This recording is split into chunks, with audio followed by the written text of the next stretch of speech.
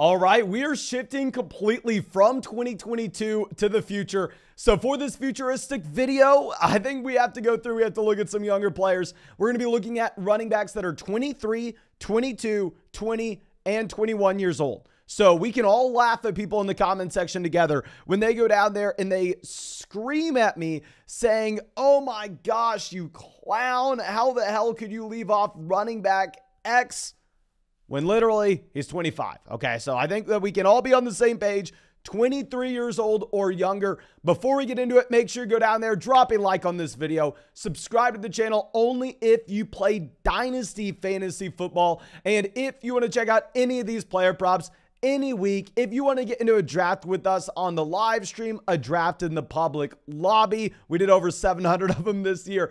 You can find a link to Underdog Fantasy in the comment section or in the description of this video. When you sign up for Underdog with promo code FLOCK, they are going to match your first deposit dollar for dollar up to $100, and it's available in damn near every state. But I think that should be about it. Let's dive into tier one. I sat here thinking long and hard about this because there are 4 running backs that I don't know how to rank. Our first guy, and of course, I have to be completely transparent with this. Bichon Robinson and I are going to have a difficult time separating the bias from each other this year. It's a one-way bias, but still. I graduated from the University of Texas. I don't know how many years ago at this point, but I am a Texas Longhorn, okay? Full transparency, I will be biased. But what I am looking at is a running back that will get first-round NFL draft capital. That was an unbelievable player in college that has the size to be a true workhorse that is, I don't want to say an Alvin Kamara level pass catcher, but pretty damn close to it. It's you take a 3-down bell cow running back frame and you give him some of the best receiving skills that you're going to find in college football, and that's what you have with Bichon Robinson. I'm going to put him at 1.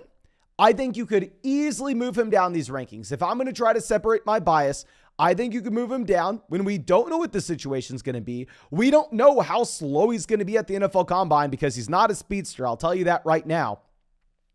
If you wanted to move him down, I'll be fine with it. But the lowest you can move him, in my opinion, will be running back 4. But that's why we're doing this as a tier list, because all these guys, tier 1, they're about the same for me. We're going to go Jonathan Taylor. Yeah, Jonathan Taylor, only 23 years old at the time of this recording. I think that we can sneak him in here. The Indianapolis Colts had about the worst 2022 season you could ever imagine. We were saying that Matt Ryan wasn't as good as people thought, and trust me, I was not expecting this from Matt Ryan. With Taylor going forward, I don't see how it gets worse if we're going to be realistic. I don't know who they're going to have at quarterback. I'm assuming they're just going to get some dusty old veteran that his team's about to give up on him. I don't want to say Tom Brady, Aaron Rodgers. I don't think they even get to that caliber. I have no freaking idea who they have at quarterback next season. It's not going to be great, but with Jonathan Taylor, I'd make the argument that for running backs that are 23 years old or younger, he's probably the most talented player in the NFL. He has the 3-down size. He will get involved as a pass catcher. And hell, I think it's just a down year. But now going over to our next guy, Breece Hall at 3. I would love to have Breece Hall ahead of Jonathan Taylor. I would love to have him ahead of Bichon Robinson. I mean, he's only 21 years old. He looked like, the next 3-down elite bell cow running back prospect. Very similar to what we're saying with Bichon Robinson right now. We ranked him automatically as a top 5 running back the day after the NFL Combine in Dynasty because he checked every box. Great athlete, 3-down size, phenomenal pass catcher, workhorse in college, and he was going to get the NFL draft capital. He looked like he was going to be the guy that won 2022 fantasy football leagues. Now, the reason I can't put him at 1, the reason I can't put him at 2 is I have made a mistake over the past 2 seasons now in buying into players too early coming off of injuries. Full transparency, I was drafting Cam Akers in the 5th and 6th round in drafts, not Dynasty, but in best ball underdog drafts this offseason. I was the guy drafting J.K. Dobbins in the 5th or 6th round if I didn't get Cam Akers. I think when we're looking at these season-ending injuries, obviously Akers a different story, but if we're looking at what we just had with Dobbins, if we're looking at what we're going to have with Breece Hall, Javonte Williams, I need to learn our lesson. I need to be a little bit more pessimistic about these running backs coming off torn ACLs. I would like to have them higher. I just can't. And then at 4, we are going to be going with Kenneth Walker. Kenneth Walker, I mean, he checks almost every box. I think Seattle can actually get significantly better this offseason. Look at the situation the Seattle Seahawks find themselves in. They decided not to give $250 million to Russell Wilson guaranteed. They decided to accumulate draft picks that turned out to be phenomenal selections. Not only do they have their entire draft, but they have the Broncos' first and second round pick. That Broncos pick's going to be a top 5 selection. Now, I know Geno Smith was good this year. I'm telling you, Geno Smith is not the long-term option here. I think what Geno Smith did with this impressive performance this season just proved that the Seattle Seahawks, Pete Carroll, have a phenomenal system. It is a phenomenal organization. And if we get a real quarterback in here, this can be one of the better offenses in the NFL. Why I'm going to have Kenneth Walker at the last spot is he's not going to be as good of a pass catcher as we have with a few of these other names like Breece Hall and Bichon Robinson. Let me know what you think. Tier 1 is just so difficult to rank. I have no idea how to do it. Going to tier 2 is where it gets a little easier. We're going to go Jamir Gibbs at 5. I mean, Travis Etienne at 6 as well. I think that we can talk about both these running backs together because Jamir Gibbs kind of looks a little like Etienne to me. It really is going to matter with Jamir Gibbs, the size he has at the NFL Combine. I'll reiterate myself. The Combine doesn't matter for quarterback. The Combine doesn't matter for receivers. But at running back, the Combine matters. We've shown it historically. We've proven it already. We want to see him have not necessarily Ezekiel Elliott, Derrick Henry size. We know that's not going to be the case. We want to see him hover around that 30 BMI mark. We want to be able to see him be the Alvin Kamara, DeAndre Swift, Aaron Jones, the running back that everybody compares him to. Full BBR format, you should be excited. I think he is going to be a round 1 pick given the receiving skill set and how that is what the NFL currently values at the running back position. And then at 6, we're going to go Etienne. Etienne looked like the league-winning running back this year. You needed about midway through the season. But I guess the Jacksonville Jaguars and Doug Peterson said, well, you know what? Trevor Lawrence is so damn good that it probably is going to be best for our offense. Instead of just force-feeding Travis Etienne, let's let Lawrence drop back 40 times a game. Let's let Lawrence look like Patrick Mahomes and look like Josh Allen. Just give him every drop back imaginable. With Etienne, good running back, phenomenal offense. It just looks like this may be a Kansas City, Buffalo Bills light type situation where they don't run the ball. And even if the quarterback's elite, hell, the running back may not score too many points.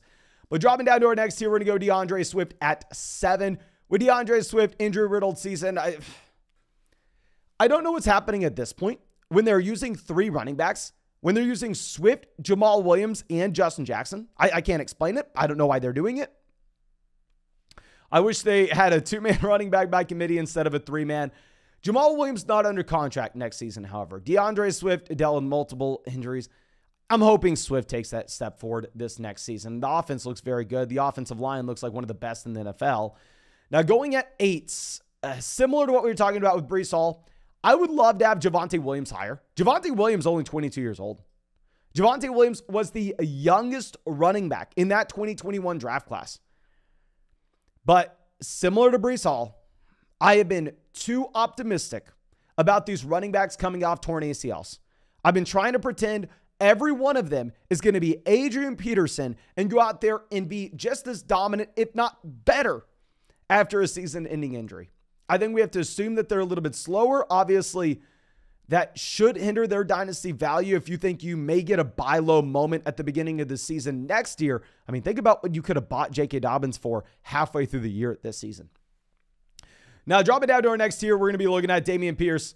With Damien Pierce, yes, he was a phenomenal rookie, but with the Houston Texans, they find themselves in a position like the Seattle Seahawks where they're overloaded with draft picks. They got 3 first-round picks, if my memory serves correct, for Deshaun Watson. Maybe it was only 2 and a couple seconds. Regardless, they have an extra first-round draft pick this year. They have not only the ability to take Bryce Young at 1, but they could mix some things up later on in the draft. And we looked historically at running backs that were day 3 picks that scored X amount of points their rookie season, what you had from Damien Pierce and someone like Isaiah Pacheco. And while, yes, we would hope that the NFL team, aka the Houston Texans, would see, hell, Damien Pierce looks so good his rookie season in a horrible situation. Damien Pierce is our franchise guy going forward. We're building around Damien Pierce. Dynasty fantasy football players, casual fantasy football players, that's what their initial reaction is. That's what their initial thought is. But if you dive into the historical data, those day 3 running backs get replaced like that. The last guys we saw keep their job were Aaron Jones and Austin Eckler in 2017. 5-6 years ago. Yeah, it kind of reminds me a little of the James Robinson situation in Jacksonville. You get a crap ton of volume. You put up 1 million fantasy points. The organization does not care. They go through, they draft a running back in the first round the next season, and then they go ahead and cut you after that. I'm not saying that's going to happen with Damien Pierce. Obviously, we have him as a top 10 RB here. But I think we have to be realistic that there's a real threat that maybe they draft a running back in the second round, the third round, and kind of turn it into a running back by committee / competition. Now, dropping down to our next tier, we're going to go Rashad White at 10. With Rashad White, Leonard Fournette may be on the way out in Tampa this offseason. Now, of course, there's just so much uncertainty. I don't know if Brady is washed, and of course, you're not allowed to say that out loud. That's like saying Voldemort's name out loud. You cannot say Tom Brady's washed up, because what's going to happen is Brady's probably going to find himself in San Francisco, probably going to find himself as a New York Jet next offseason, winning a Super Bowl. So we're not allowed to say that. So I think we can probably say that the Tampa Bay Buccaneers' overall offensive line is significantly worse than where it was a few seasons ago. I don't know how this offense looks if you remove Tom Brady. I'm going to be operating under the assumption that Tom Brady is not back with the Buccaneers next year. I think Brady is probably either retired. If Brady's not retired, I think the reason is he found himself a roster. He found himself a situation where he thinks he can make a real playoff push, which he just can't with this Bucs team. So I think there's a lot of uncertainty. We don't know the future of Leonard Fournette. We don't know the future of Tom Brady in Tampa, but Rashad White definitely had great flashes his rookie season. And we're going to go Brian Robinson at 11. Brian Robinson, I mean, the issue is Antonio Gibson's still on the rookie contract. Obviously, they're scaling Antonio Gibson back, but they just signed J.D. McKissic to that extension, or re-signed him, whatever you want to say, this past offseason, where McKissic's going to be on the roster next year as well. So I'm a little bit worried with Brian Robinson that maybe this is a situation where they turn it into a 3-man running back by committee, and it's not going to be a good offense. Now, at 12, we are going to be looking at Zach Evans. At this point, looks like Evans can be a second-round pick. Looks like he has the size. My issue with Zach Evans is it's very difficult for me to evaluate these secondary RBs that don't really have the guaranteed draft capital until we see the NFL Combine. Once we get those Combine numbers, which really matters at running back, doesn't matter as much at receiver, doesn't really matter at all at receiver or quarterback. But once we get those Combine numbers for the running back position, you're probably going to see a few of these 2023 names rise up this draft board. I'm expecting them to be great for Zach Evans. The red flag I see with Evans right now is he didn't catch the ball in college. Kenneth Walker didn't really catch the ball, and he did take a step forward year 1, so I'm not saying it's impossible, but hell, it's highly correlated. Now, I think that's all we got for you. If you enjoyed this video, go down there, drop a like, subscribe to the channel if you play Dynasty Fantasy Football, and if you want to check out any of these player props, you can find the link to Underdog Fantasy in the comment section in the description. When you sign up to Underdog with promo code FLOCK, they're going to match your first deposit dollar for dollar up to $100, and it's available in damn near every state. But thank you again. I appreciate you. I hope you have a great day, and hope we get to see you with the video tomorrow.